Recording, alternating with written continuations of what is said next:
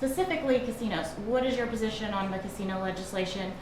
And what context would you support it, or if you don't support it at all, please share with us your position on that. Well, the casino industry is a very big industry and provides a lot of jobs and all. I think that it also would require a lot of education for our people, and that I don't know enough about it, quite honestly, to discuss it. But in order to, I really need to know more information about it. Dr. Wolfson? So casinos provide a huge amount of income, both to the casinos themselves and the surrounding area. But my issue is from a medical perspective. I worry that gambling addiction can be as addictive to alcohol or drugs. And I'm not sure that's what we truly need here in the state of Georgia. I'm willing to look at it, but once again, my concern would be from the medical perspective. I do believe that there's potential benefits from the game, obviously with the income, but have some concerns. Thank you. Thank you. Casinos, and concentrate just on casinos, I'm for it. I believe when I was doing the research, casinos would bring in an estimated $300 to $500 million in revenue. Most of that, apparently about 80% of that would come from the Atlanta and surrounding area with the airport and people coming in and out. It would take a constitutional amendment, which would mean we'd actually put it to the voters themselves and not the Senate. So it would go on a ballot and let the citizens decide. To me, it's based on antiquated laws of morals and ethics, telling people, well, gambling is bad for your soul, or gambling is just bad. I agree there will be some issues with gambling addictions.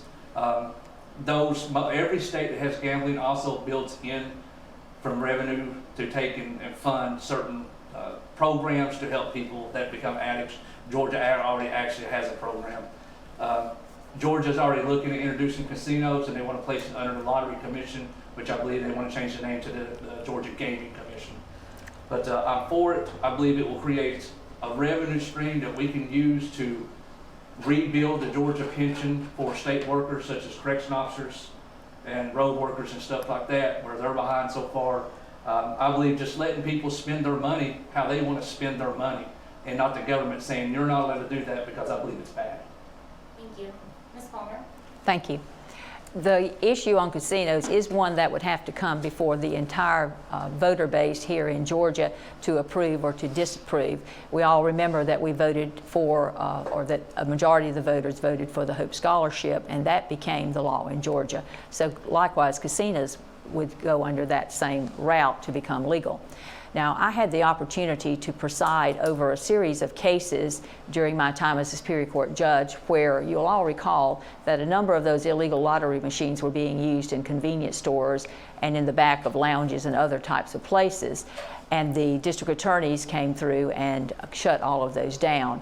I had the opportunity to, unfortunately, look at more videos of people sitting on a stool at an illegal lottery machine than I hope anyone ever has in a lifetime to look at. I still sometimes see the machine going round and around with the little leprechauns and the pots of gold. I can see it in my sleep. I had to look at so many for days on end. I saw the effect of that, and I know that it was negative. I am concerned about gambling, but if we're going to do it, it needs to be in a casino situation where it can be properly regulated and properly taxed, and the taxes can go for the good of all. I am conflicted about that. I'm not really in favor of it myself, but it's up to the voters, and all of you in the Senatorial District 4 would have an opportunity to voice your concerns about that by voting for it or voting against it.